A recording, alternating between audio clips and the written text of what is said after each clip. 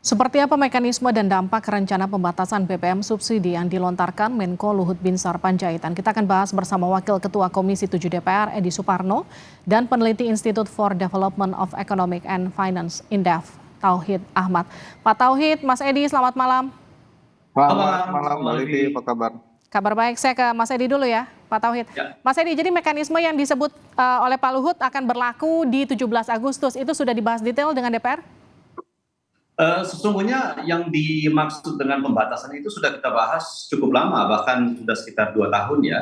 Hanya saja mekanisme untuk memberlakukan pembatasan subsidi itu belum kunjung turun dalam bentuk yang tadi disebutkan, ya revisi dari Perpres 191 tahun 2014. Nah itu yang kita masih menunggu sampai sekarang.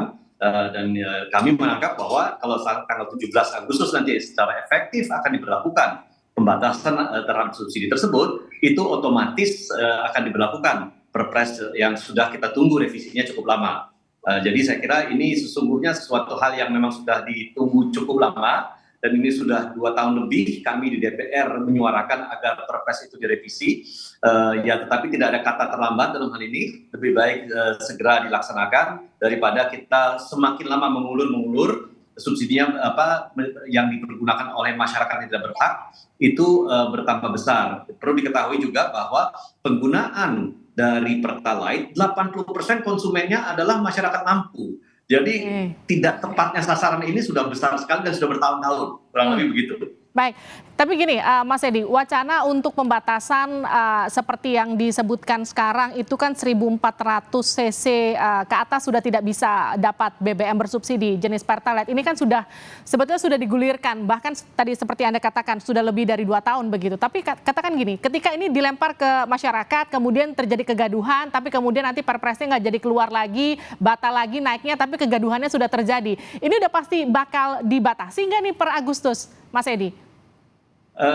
Saya kira ini bukan masalah opsi ya, bukan masalah pilihan, tetapi memang sebuah dorongan yang tidak bisa kita elakkan, tidak bisa kita hindari. Karena kalau kita tetap memberlakukan subsidi seperti sekarang, katakan saat tadi subsidinya untuk tahun 2024 khusus untuk Pertalite itu adalah 113 triliun.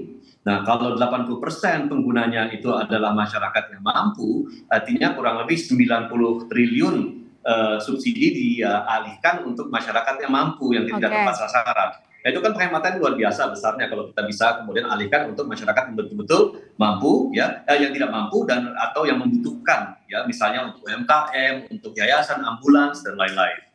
Saya ke Mas Tauhid, jadi nanti dampaknya akan sebesar apa ke masyarakat? Ya, saya kira kalau kita lihat ya, kalau Pertalite itu kendaraan roda 2 itu pasti akan luar biasa besar ya. Kalau misalnya ternyata seluruh kendaraan roda. Mas Tauhid?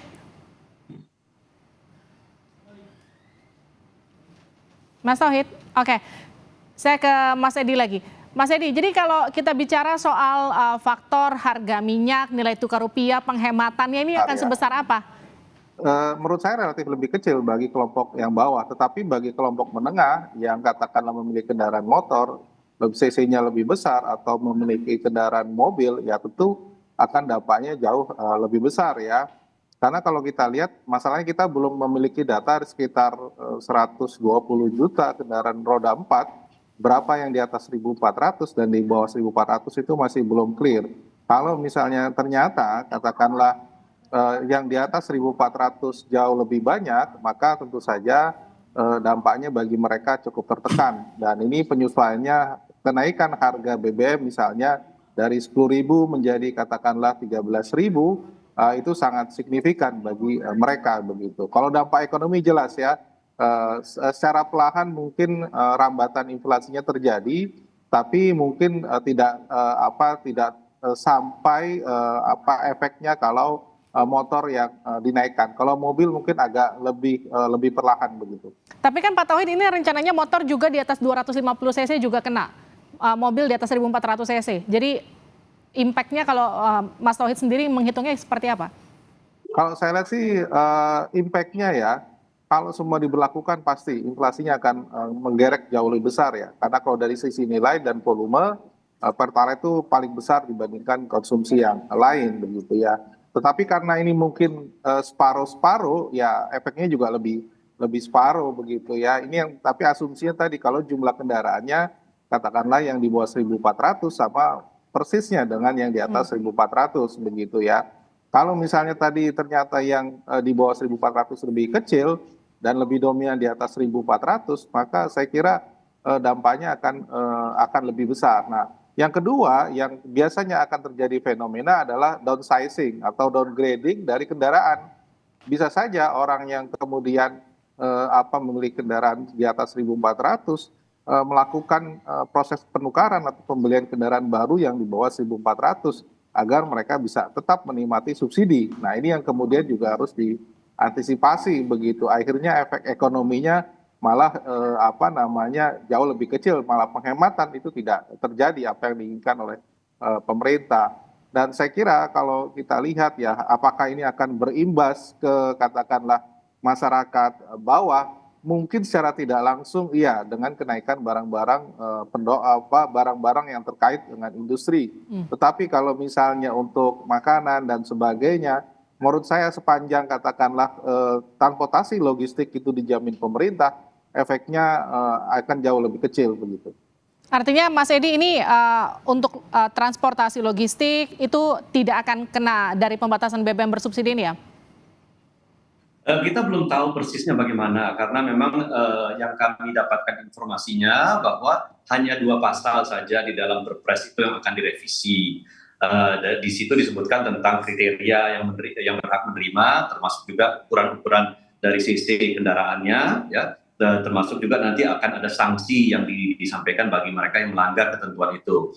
Tetapi memang kami berharap kalau untuk kebutuhan yang sifatnya umum itu untuk kebutuhan transportasi publik yaitu bisa dibebaskan ya. Tetapi kalau memang untuk konsumsi pribadi terutama mereka kan kita tahu bahwa dalam satu keluarga belum tentu kendaraannya itu hanya satu, bisa 2, bisa 3 ya, dan bisa saja yang 1.400 ada satu, tetapi yang mungkin 3.000 cc ada 2 gitu, atau di atas 1.400 ada beberapa lagi. Nah, itu yang perlu dibatasi. Nah, ini saya juga melihat bahwa efeknya itu perlu kita uji lagi, tetapi kalau kita lihat pemerintah memang sudah dalam posisi tidak mungkin lagi untuk membiarkan subsidi ini berlarut-larut dipergunakan secara tidak tepat sasaran. Karena kita tidak menghadapi ini aja, tidak menghadapi besaran subsidi, tetapi kan kita menghadapi gejolak harga ICP yang naik turun, termasuk juga kurs. Kalau kita lihat $1 kenaikan daripada ICP itu akan mempengaruhi kita punya subsidi itu antara 2,6 sampai 3 triliun, besar sekali. Itu. Nah, $100 dari kenaikan dolar terhadap rupiah itu juga akan menambah subsidi kita antara 1,5 sampai 1,8 triliun. Jadi bisa dihitung berapa besar bebannya nantinya. Saya ke Mas Tauhid lagi. Mas Tauhid, tapi kalau kita bicara soal, satu sisi kita butuh untuk pembatasan, untuk penghematan, tapi satu sisi kita bicara soal timing dari sisi politis. Jokowi Oktober besok akan berganti dengan Pak Prabowo. Buat orang yang sudah 2 periode memimpin bangsa ini kemudian akan lengser, begitu apakah menaikkan harga BBM di jelang pergantian pemerintahan itu adalah hal yang terbaik yang bisa dilakukan atau justru nanti akan ditunda lagi? Saya duga bisa saja ini ditunda ya, karena masalahnya adalah sekarang daya beli lagi lemah, begitu ya. Pertumbuhan konsumsi itu di bawah 5%. Jadi kelompok bawah ini tidak bisa diganggu dengan kenaikan harga yang sangat fundamental atau sangat besar, terutama dari BBM begitu. Jadi kalau katakanlah tidak ingin terjadi gejolak, maka biasanya ya ditunda, dan ini menjadi PR mungkin bagi pemerintahan baru begitu ya. Nah, ini yang kemudian memang menjadi problem, apakah kemudian target 5% pertumbuhan bisa dicapai pada akhir pemerintahan Pak Jokowi, ini yang kemudian menjadi titik kritis begitu, dan salah satunya adalah kebijakan ini apakah diterapkan di Agustus atau nanti diserahkan oleh presiden baru begitu. Saya menduga akan diserahkan ke pemerintahan baru begitu. Baik, saya ke Mas Edi lagi. Mas Edi, jadi kalau dikatakan gini, di masa pemerintahan baru akan banyak anggaran-anggaran besar yang kemudian dibutuhkan, nggak cuma IKN tapi juga soal makanan bergizi yang juga butuh anggaran yang super gendut, katakanlah seperti itu. Untuk pembatasan BBM ini apakah kemudian ada kaitannya pengalihan anggaran ke sana atau seperti apa?